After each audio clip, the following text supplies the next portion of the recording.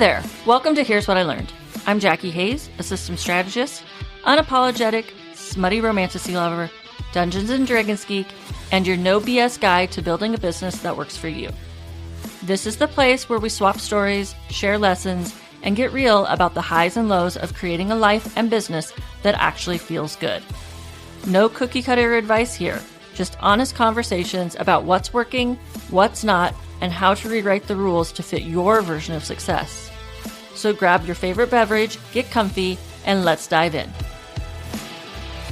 Welcome back to another episode of Here's What I Learned. Today, I am laying out all the corporate norms I've ditched since starting my own business. I'm talking about all the things that I've been dragging behind me like a too heavy backpack. If you've ever found yourself structuring your solopreneur workday like you're still waiting for your manager to approve your lunch break, this one's going to be for you. So let's get into it. The very first thing that I ditched was the idea of a traditional workday. You know, the 8 to 4:30 that I normally had the half-hour lunch at a very specific time, if I was lucky, pretending to look busy while I was sitting in my chair, whether that was in an office or a cubie. I did that for decades. Corporate, higher ed, nonprofit. And when I started my own business, I continued to do that. I continued to work, and 8 to 4:30 gave myself a half-hour lunch again, if I was lucky. And I felt like I always needed to be sitting in my chair during that time. I don't know why I did that. It just felt like what I knew. So I continued to do it. And I feel like other solopreneurs do the same. I got a taste for something different, something that was more intuitive, something that worked better for me is when I started ditching the shoulds and I got rid of my Fridays. Basically, I gave myself permission to take Friday afternoons off, especially in the summers. Sometimes I honored it, sometimes I didn't, but just setting that rule reminded me I get to decide from this point forward when I work. I remember in my last home, I would grab a floaty, my book, and I would head down to the swimming pond for an afternoon of reading and relaxing. It was amazing. It was how I wanted to spend a summer afternoon. Not sitting at my computer, looking busy, but outside relaxing in the sunshine. My next step was learning how to design my days in a way that worked for me.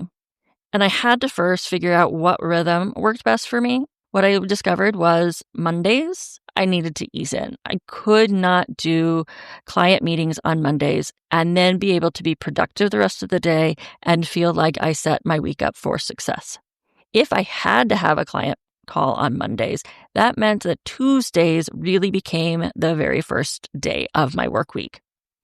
That way, I wasn't scrambling into client calls with half a plan and no mental runway because I need space to think before I speak, to plan before I produce. Sometimes that means blocking the whole day for internal work. Sometimes it means slow mornings. Actually, most of the time it means slow mornings.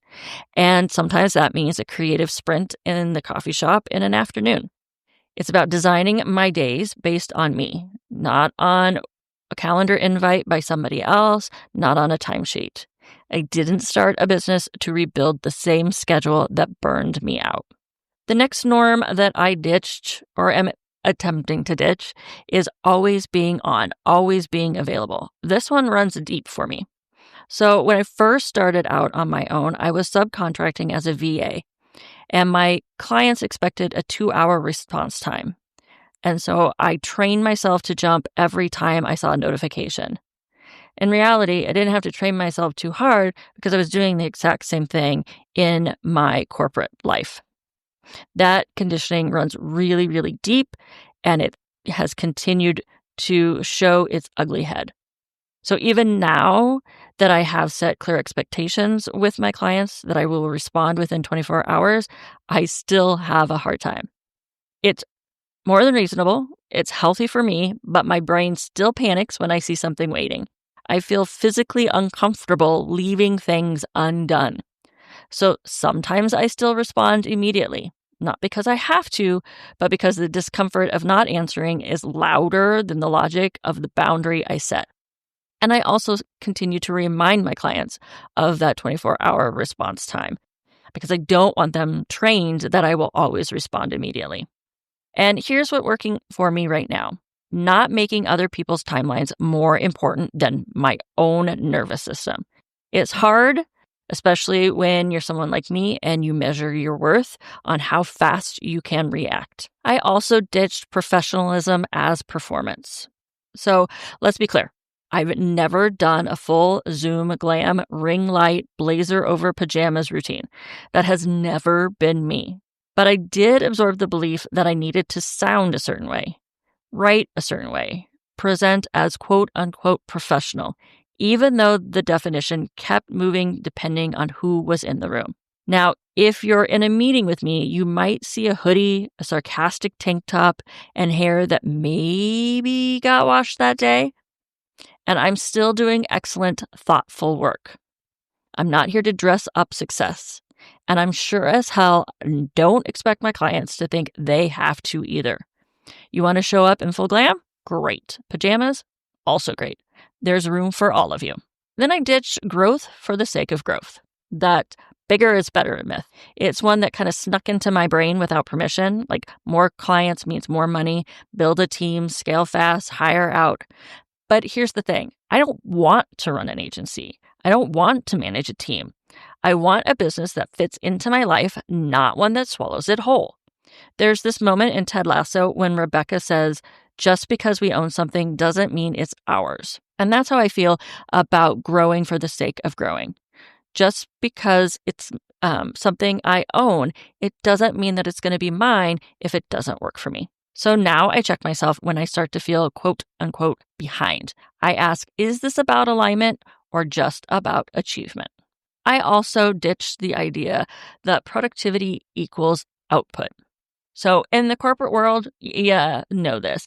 Value is equal to visible busyness. Meetings, reports, Slack pings. I was great at that game. Really, really great. But now my work is deeper, less visible, more strategic. I can spend 3 hours thinking through one client system with no deliverable, no screenshot to post, and it's still valuable time spent. Some days I do that a lot. Some days I do a lot. Some days I do what looks like very little. But the impact, that's what matters. Busy doesn't equal productive. Productive doesn't equal burned out. Rest is valuable, even when it doesn't show up on your checklist. The seventh thing that I ditched was proving that you're working. This one is adjacent to that productivity myth. The whole, if I don't check in, they'll think I'm slacking vibe. And I had this one down pat, especially at my last job where I was a W-2 employee with about 2 hours worth of work a day for an 8-hour day. So I used to over-communicate to prove I was doing something. Now I just trust that my work speaks for itself. The work is getting done. It's getting done well. It's not silence. It's sovereignty. I'm not ghosting. I'm just focused on getting what I need to get done. If clients need handholding, I'm not that person, and that's perfectly okay. Another one was that my worth equaled my income, and this one is really sticky. In the corporate world, raises are rare, promotions are rare, and yet somehow we still internalize that our value is tied to our paycheck. Now, I still catch myself doing that. Oh, this was a low income month. Am I doing something wrong? But the truth is, I show up with integrity no matter what Stripe says. This is a daily reframe, but I practice it because my worth doesn't fluctuate with my revenue, and yours doesn't either. And the last and final corporate norm that I have been working to ditch is that emotions don't belong at work. We are trained to be neutral, apolitical, unemotional, especially women, and especially in service-based roles.